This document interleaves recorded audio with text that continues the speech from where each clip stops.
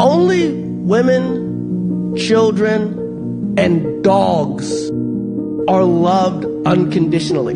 A man is only loved under the condition that he provides us. Okay? When you meet a new girl, what do your friends ask you? What she look like? Ladies, when you meet a new guy, what do your friends ask you? What does he do?